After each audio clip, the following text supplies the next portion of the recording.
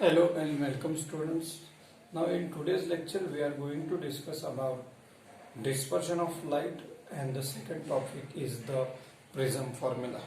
So what is the dispersion of light? If you consider the prism, this topic is already done in the 10th standard in the refraction of light. What is the dispersion of light? When the white light incident on the prism, what happens?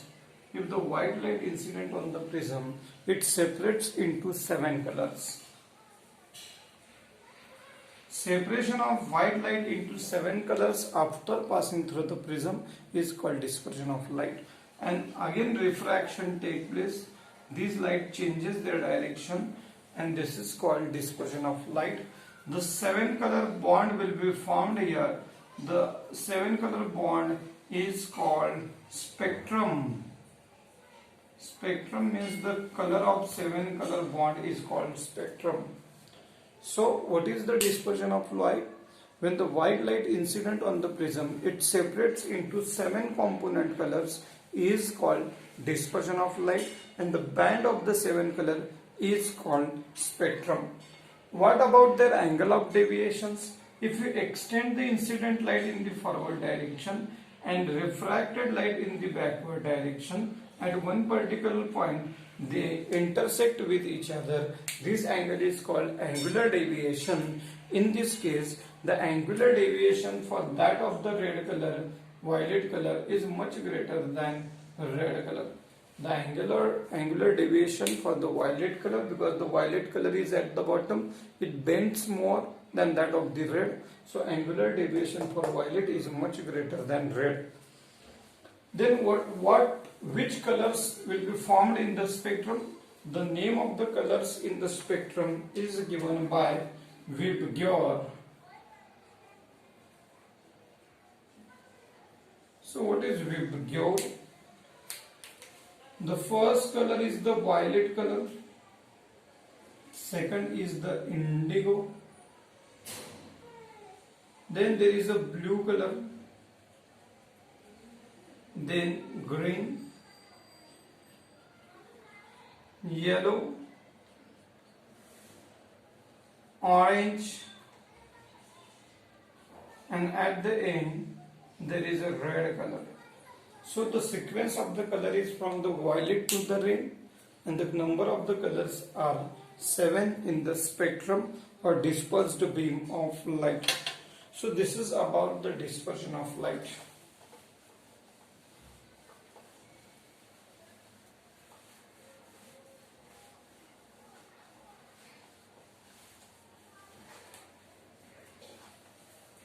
Next topic is the prism formula. This is one of the important question. This question may be for 4 or 5 marks till the end. So what is there in the prism formula? If you consider the diagram, then this is the principal section of the prism. Suppose one light is incident here. What is the name of the incident light? The name of the incident light is PQ. This light will get refracted, changes its direction. This is called QR, is the refracted light, and the emergent light is RS. PQ is the incident light, QR is the refracted light, and RS is the emergent light. If you extend the incident light in the forward direction, and emergent light in the backward direction, so we are getting the angle of deviation delta here. We can draw two normals here. One is the normal here and the second normal is here. What is the angle of incident? The angle between incident light and the normal.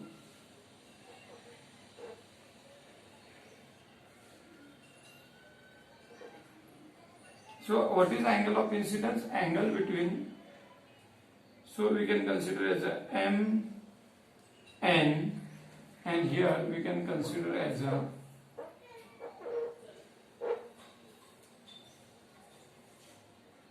M dash N is the normal. MN and M dash N are the two normals. What is angle of incidence? Angle between incident light and normal. what are the angle of refractions? Then R1 and R2 be the angle of refractions, and here angle of emergent is the E. What is the name of the prism? ABC is the principal section of the prism, and angle A is called refracting angle. So this is about the diagram for the prism formula. We have considered a principal section of the prism ABC. PQ is the incident light, QR is the refracted light, and RS is the emergent light. Angle of incidence is I. R1 and R2 are angle of refraction, and E is the emergent angle. Delta, if you extend the incident light in the forward and emergent light in the backward, at one particular point they will intersect each other and they will form an angle of deviation delta. Now how we can derive the expressions for this prism formula? First of all, if you consider the quadrilateral, what is the name of the quadrilateral? AQNR. In quadrilateral AQNR, the measure of the opposite angle is 180 degree. So angle A plus angle QNR must be 180 degree. So angle A plus angle QNR is equals to 180 degree. We can consider as equation 1. Similarly, if you consider the triangle QNR, for this triangle, what is the measure of the three angles? Angle R1 plus angle R2 plus angle QNR must be equals to 180 degree. So, because the measure of the three angles of the triangle is 180 degree, so angle in triangle QNR, angle R1 plus angle R2 plus angle QNR is equals to 180 degree. We can consider as equation 2. From equation 1 and 2, their right sides are same, so we can compare their left sides. So we can write angle A plus angle QNR is equals to R1 plus R2 plus angle QNR. So QNR will be cancelled from both sides, and we are getting the value A is equals to R1 plus R2. This is we can consider as equation 3, and this value for angle, refracting angle of the prism. Angle E is called refracting angle. We got the value of refracting angle here. Now in the next part, this is the one part. If this angle is I and this angle is R, what about the total angle? If I, then this total angle must be R. But out of the complete I, some part is occupied by R1, then what would be the value of this remaining angle? The value of this remaining angle we can write as I minus R1. Why it is I minus R1 here? Because this angle is I, so automatically total angle becomes I. Some part is occupied by R1, so remaining will be I minus R1. So here this total is E. Here total should be E, but some part is R2. So what about the remaining angle will be? So this remaining angle would be E minus R2. Now here delta is the exterior angle. Delta is exterior angle. If you use the exterior angle theorem, then the value of delta should be equals to the sum of interior angles. What are the interior angles? I minus R1, and the second angle is E minus R2. The addition of these two should be equals to delta. So we can write, what is the first? It is I minus R1 plus what is the second, E minus R2 should be equals to delta by using exterior angle theorem. Now we can make the changes in this equation. I is positive, E is positive. What is the what we can write? I plus E in one bracket. Now in R1 and R2, what is the common term? Negative sign is common, minus. In bracket we can write R1 plus R2. If you remove the bracket, then we will get the same equation, delta. But from equation 3, what is R1 plus R2? We can write as A. So we should write I plus E minus A is equals to delta. If you are sending the A to the right side, then I plus E is equals to A plus delta. This is also one of the important equation. Equation we consider as equation number 4. If the question is asking for the 3 marks, then you should write it up to equation number 4. So equation number 4, the weightage of the question is 3 marks. So this is the equation which gives the relation between angle of incidence, angle of emergence, refracting angle and angle of deviation. In the next part, if you plot the graph of I versus delta or E versus delta, how we can plot the graph? If you plot I versus delta or E versus delta, initially with increasing the value of I, the value of delta goes on decreasing. At one particular point, the value of delta becomes minimum. After that, with increasing value of I, the value of delta goes on increasing. What is the value of delta where it becomes minimum? It is called delta minimum. Minimum angle of deviation. For one particular angle of incidence, the value of delta becomes minimum. It is called minimum angle of deviation. At minimum angle of deviation, this refracted light QR almost becomes parallel to base BC. Almost becomes parallel to base BC. And angle I must be equals to RE. And R1, R2 also becomes equal. So now the case is the same. In the case when delta becomes delta minimum, then I must be equals to E, R1 must be equals to R2, so we should consider them as a R. Now how we can write the equation 3 and equation number 4. For 4 equation, instead of E we can write I. So what happens? I plus I is equals to E. Now the delta is delta minimum. So I plus I becomes 2I is equals to A plus delta A minimum. So I becomes A plus delta minimum divided by 2. So we got the value of I. Now from equation number 3, R1, R2 is R when the delta is delta minimum. So instead of writing R1, R2, we can write R. What happened? Here A is equals to R plus R. So A is equals to 2R. So R becomes A divided by 2.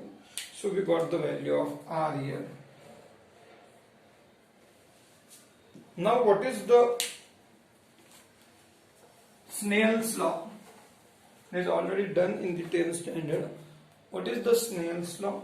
Sin I refractive index is equals to sin I upon sin R. This equation is called Snell's formula. Put the values of I and R in this equation of Snell's law. What happens? N is equals to sin of, what is the value of I? It is A plus delta M divided by 2 divided by sin, what is R? It is A by 2. This equation is called prism formula. This equation is called prism formula, where refractive index is equals to sin of A plus delta M divided by 2 and divided by sin A by 2.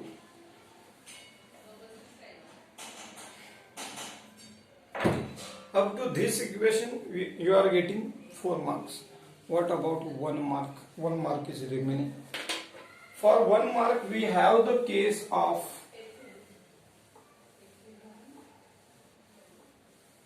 we have the case of refractivity. It is called refractivity actually. For a thin prism, what happens? Who is the thin prism? Thin means whose thickness is very small. Thin means thickness is small. Thin prism is the prism whose refracting angle is very small. Thin prism is the prism whose refracting angle A is very small, less than 10 degree. For a thin prism, if the angle is very small, then sin theta is nearly equals to theta. We can write, if the theta is very small, then sin theta nearly equals to theta. So there is no need to consider the sign. How we can write the two parts in the equation of prism formula? Sin, for thin prism, sin A plus delta minimum divided by 2 is nearly equals to A plus delta by 2. So minimum is okay, no problem, we can consider as a delta. So in this equation, sin A plus delta upon 2 can be, we can write as A plus delta by 2. Similarly, for the denominator, we can write sin A by delta is nearly equals to only theta, means A by 2 for thin prism. Put the values in this equation, what happens?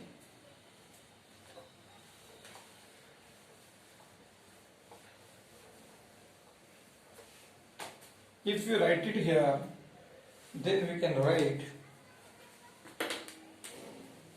n is equals to A plus delta divided by 2. So delta is delta minimum, m is for minimum, so there is no need to write it again and again. So we can write as a delta divided by A by 2. So 2 can be cancelled from the both sides. A plus delta by A is equals to n. Send the A to the left side. So A plus delta is equals to NA. Send the A to the right side. So A is positive. If you are sending to the right side, then it becomes negative. So delta is equals to NA minus A. What is the common term? Then common term is A in bracket n minus 1. So this is the equation for thin prism.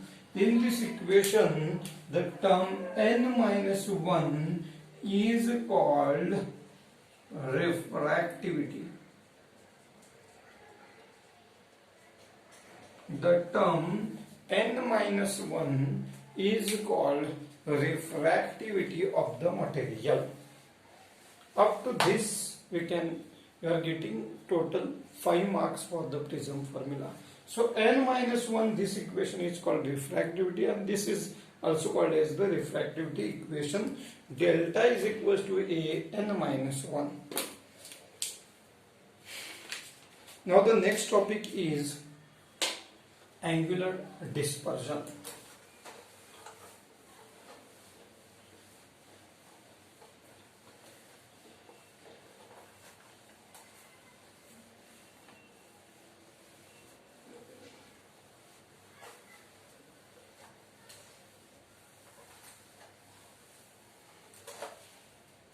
Now, next topic is angular dispersion.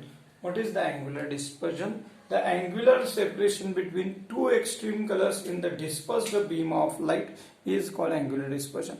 If you consider the diagram for the angular dispersion, how we can draw the diagram? Suppose this is the principal section of the prism. When the light is incident, then light can be separates into 7 colors. One color to the extreme, at the top is the red, and at the bottom, after 7 color, there is a color violet. So this is actually drawn by the blue, so we can draw it by the black.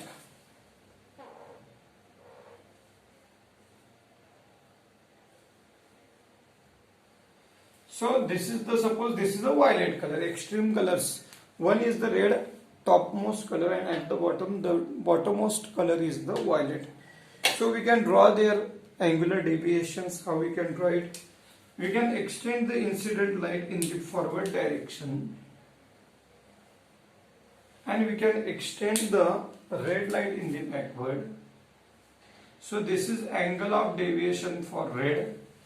Similarly, if you extend the violet color to the backward, then this is nothing but the angle of deviation for violet. So angle of deviation for violet color is much greater than that of the red color. Then what is the angular dispersion? Angular dispersion is the angular separation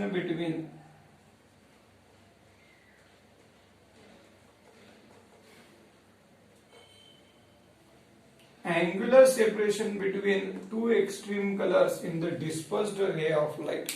Angular separation, how we can derive? Delta V is maximum, delta R is minimum. So what is the separation between these two? We can subtract these two values.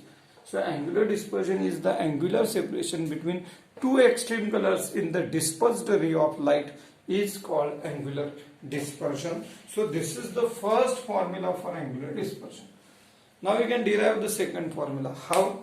Then we have the equation of refractivity. In the previous topic we have seen delta is equals to a n minus 1. How we can write the same formula for delta violet and delta R? For delta violet we can write delta V is equals to A. A is same for all. So this angle does not change. What will change? Refractivity for violet is NV. How we can write it for the red? Then A is same. We can write NR minus 1. So we have the values of delta V and delta R. Put these values in equation 1. What will happen? Angular dispersion becomes delta V is A NV minus 1 minus A, we can write NR minus 1. So what is the common term in this equation? Then R is the common term. So take it outside. So we can write in bracket NV minus 1 minus NR minus plus 1. So minus 1 plus 1 will cancel. We can write the equation for angular dispersion as a NV minus NR. So this is the second equation we can write for angular dispersion. So these are the two equations we can write for the angular dispersion.